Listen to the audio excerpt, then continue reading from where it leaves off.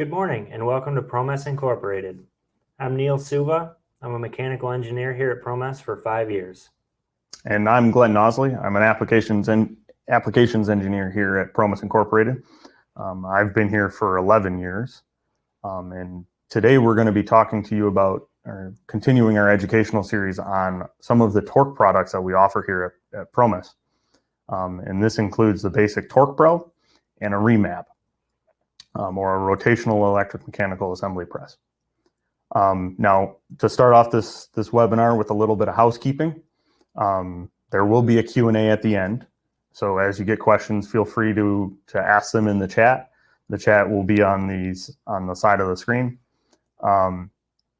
And towards the end, probably during the Q&A, there will be downloadable content that will present itself in the chat. So keep an eye out for that.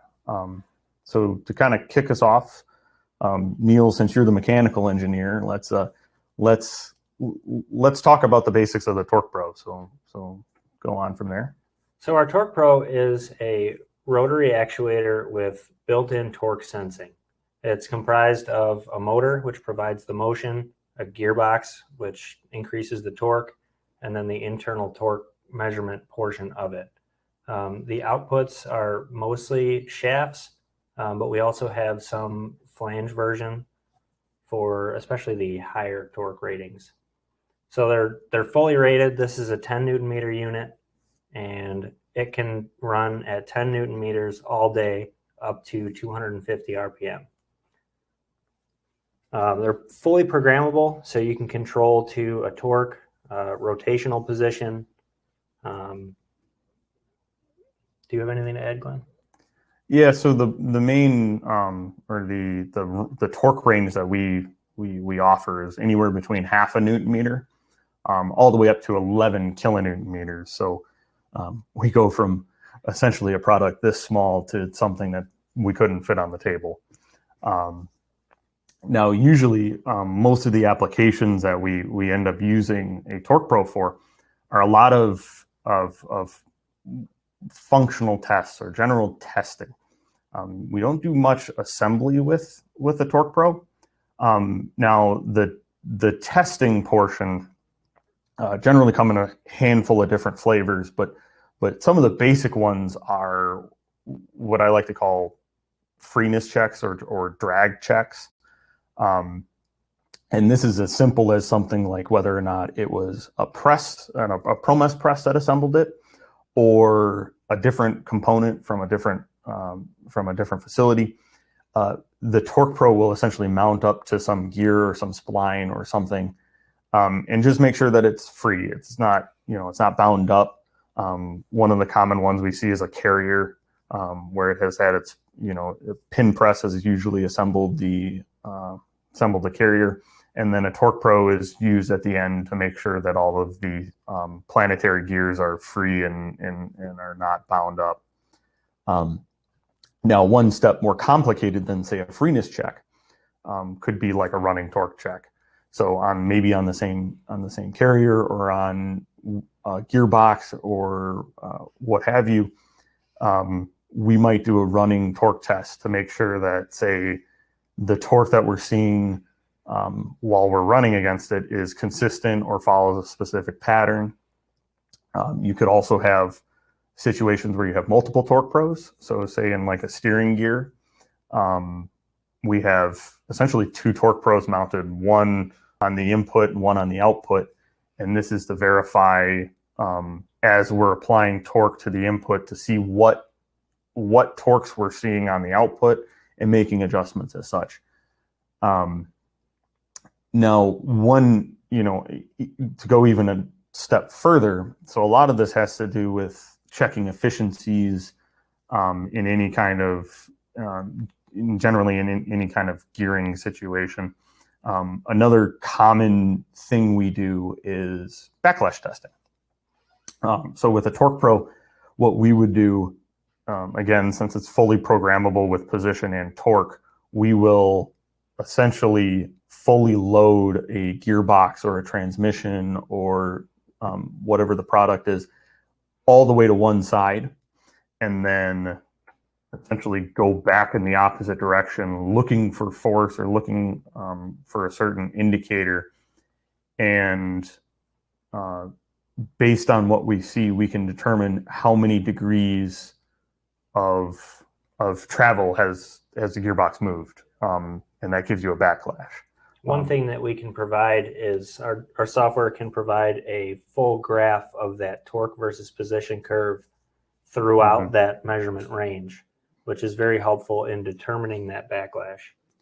Yeah, and it gives it whether it gives an operator or a machine, whether it's a PLC or whatever, it can give a pass or fail or any kind of indication to the machine on whether an adjustment needs to be made, or that needs to be scrapped out, or it needs to go through regress. Really depends. Are there any other applications that you can think of, Neil? One notable one would be torsional stiffness. So for a lot of assemblies, like a U-joint, what you can do is load it up completely in one direction to its nominal torque. And then what we do is we look at that curve, the torque versus position curve, and then the slope of that curve would be the torsional stiffness of that system. So this is very common in testing steering components, drivetrain components, to make sure that everything's been assembled correctly, make sure that there are no material deformities, just basically a check of the entire system before it's installed. Yeah, I was gonna say, and sometimes and we'll get into this a little bit later with some of our add-ons and more niche things, but sometimes with torsional stiffness there might be external torque transducers or external encoders, especially if you have a long shaft, generally drivetrain shafts rather than say like a steering shaft. We can get the different torques and different positions on different points in that shaft, all into the same controller, all on the same curve, essentially bringing all that data collection and all that decision making into one spot. So. And what that'll do is allow you to test multiple points in a system at once with one application of torque. Would you like to introduce our REMAP? Yeah, so this is the fun torque product that we have. So the REMAP is a rotational electric mechanical assembly press. So for the most part, if you were to look up Promess, we're most known for our presses, or our EMAPs, the electric mechanical assembly press. The REMAP is a marriage of our press and our TorquePRO.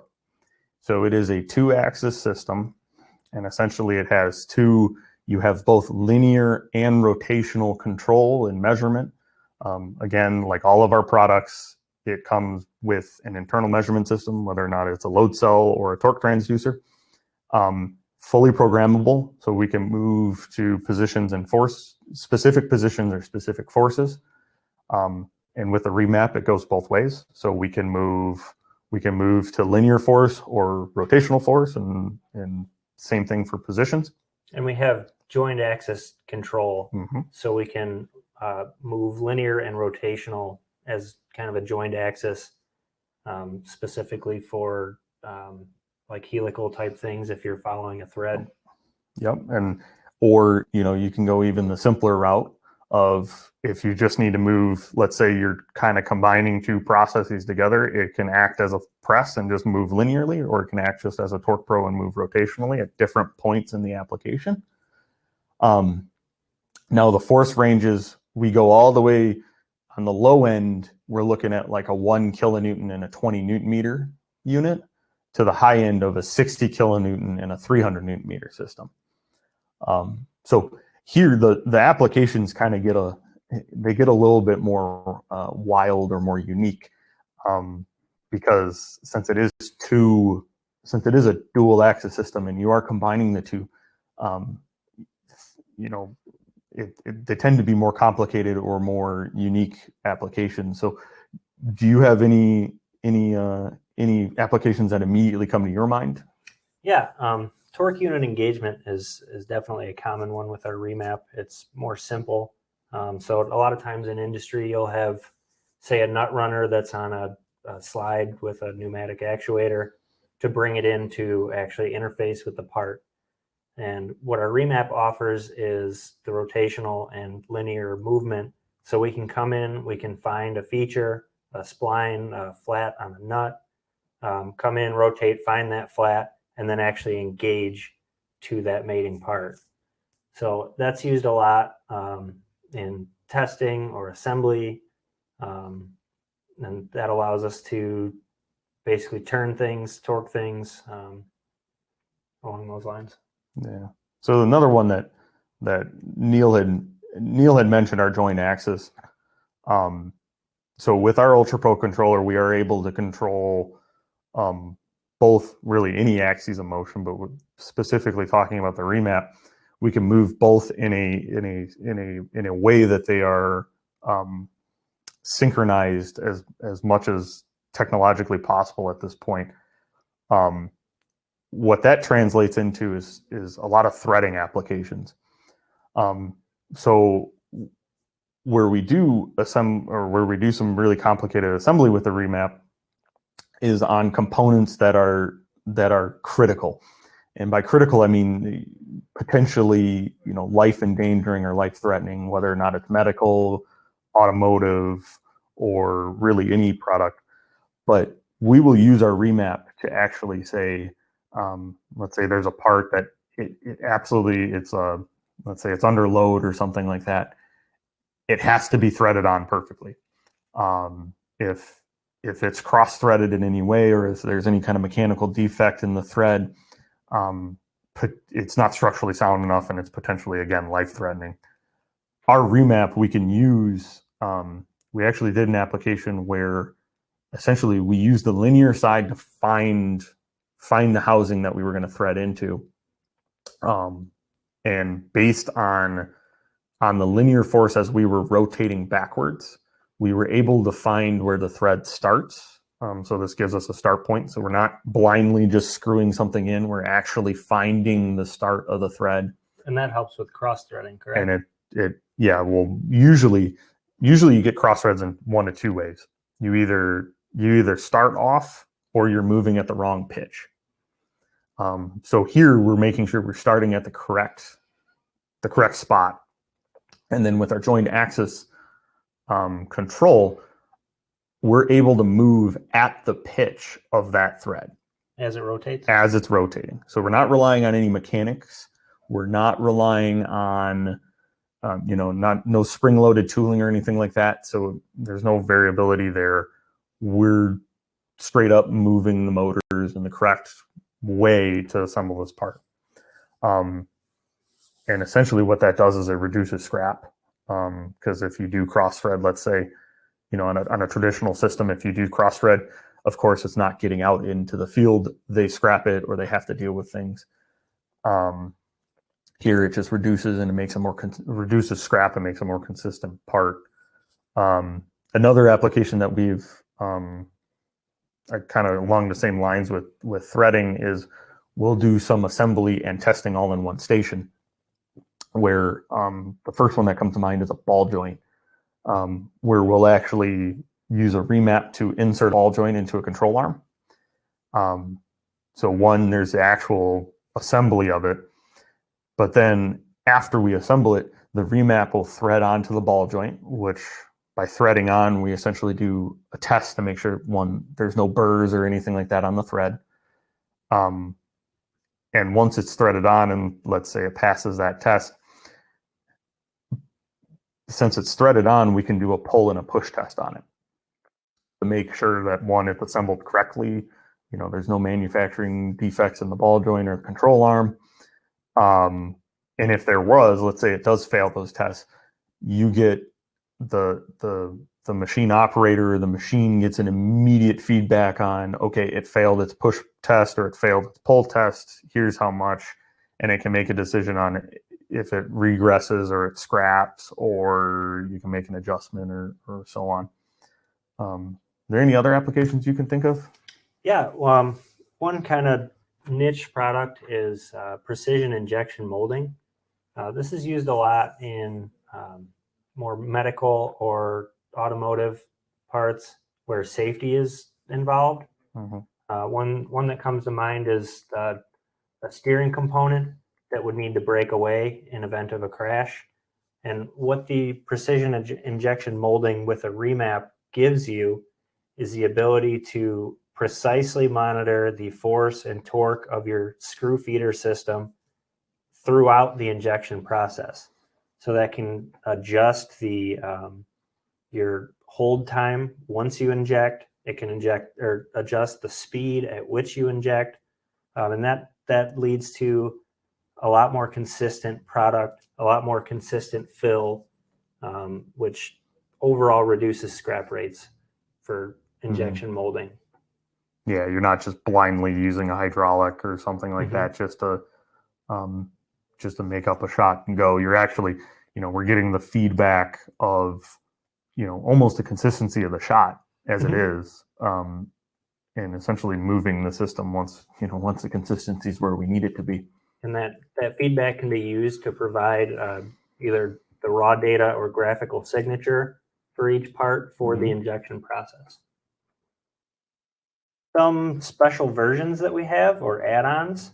One that comes to mind is the high positional accuracy TorquePRO. And what this is instead of relying on the feedback from the motor, we have an integrated encoder that's coupled to the output shaft. So we have more precise positioning of that. And one area where that's pretty helpful is in backlash testing, where you're trying to detect minute backlash values in the arc second ranges. So that's really where that kind of add on to our TorquePRO shines. We also have an external rotary torque sensor for the remap. Our remap typically has a torque accuracy of about 3%. And with this external rotary torque sensor, we can get that down to a half or 1%. And basically that's by moving the encoder to the end of your axis and not measuring through the whole system, we can increase our torque sensitivity.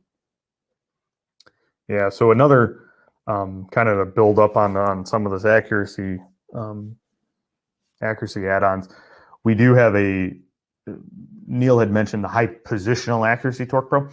We also have a high torque accuracy TorquePRO, and essentially it's a TorquePRO with a slightly different transducer, and essentially what the transducer is a more dynamic for instead of a reactionary transducer.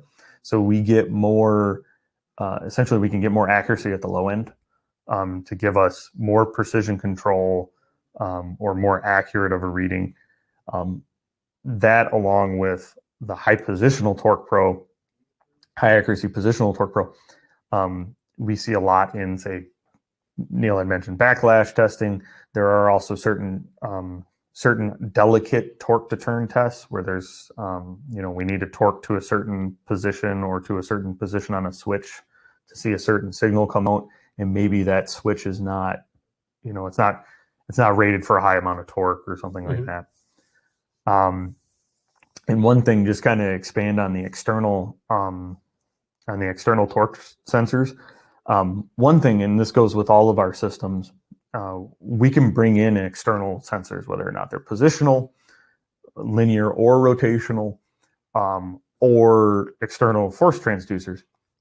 So a lot of times, what will end up happening is we'll have an application with a TorquePRO that will have, we're torquing something down, and it will have a linear, or we're doing a torque test, and it'll have a linear probe or something like that on it to actually measure how much we're binding or coiling up a system. I'm trying to think of a good example off the top of my head. But the point being is we can bring in external sensors to basically, it's a Lego box to basically put together with your part or your process.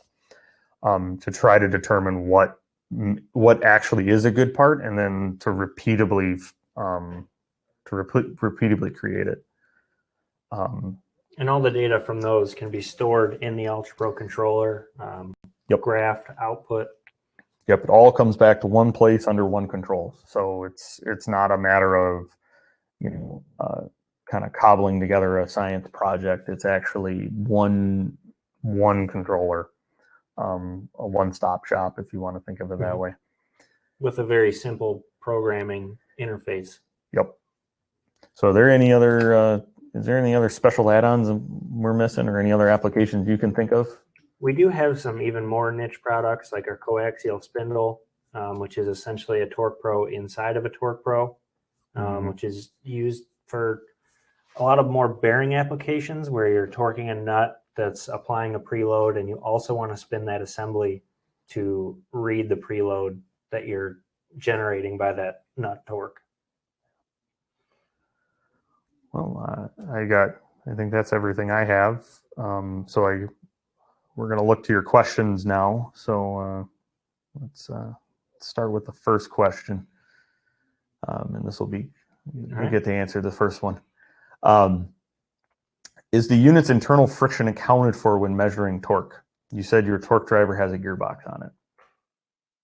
The internal friction on a TorquePRO is really negligible. So that the torque to drive the gearbox is before our measurement. So since our measurement is basically at the end of the system, all that resistance is not factored into that measurement. And Neil kind of touched on this with some of the add-ons and the special and the external rotary on the REMAP. That is one major difference with the REMAP versus the TorquePRO. Is the REMAP the torque transducer is before the before it couples into the actual it's shaft. before this it's before the spline nut and the pulley. So that's part of the reason why some of the accuracies are a little bit on the torque accuracies on the REMAP are a little bit more broad than the TorquePRO. And it's because it's got more internals that it's got to go through than say here. Really the TorquePRO is pretty simple in the sense that your transducer and the output shaft are one and the same. And what's the max rotational speed?